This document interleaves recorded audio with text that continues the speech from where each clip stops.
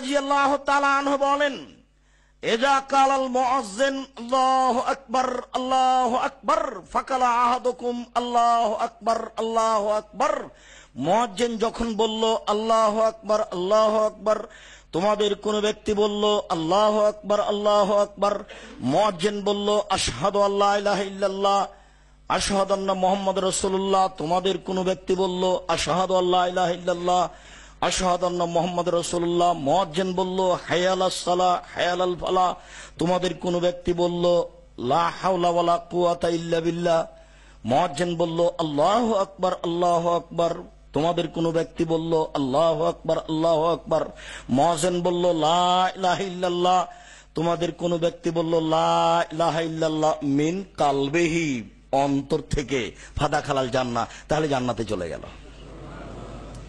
মিন কালবিহি, আমি আপনাকে বারবার ওই কথাটাই বোঝাতে চাচ্ছি যে আপনি বললেন মুয়াজ্জিনের সাথে, কিন্তু আগের অংশটা হচ্ছে ঈমান।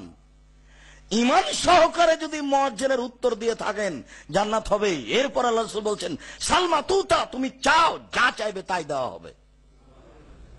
আজানের জবাব দিয়েছ, এখন চাও, যা চাইবে তাই দেওয়া হবে। যে বিষয়ে দোয়া করবে সেই বিষয়ে দোয়া প্রার্থনা কবুল হবে।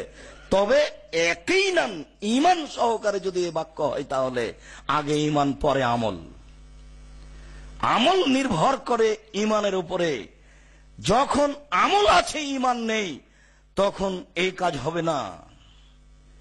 ঈমান বহাল থাকতে হবে, তারপরে আমল হবে, তাহলে আপনি সফল হতে পারবেন, তাছাড়া হবে না।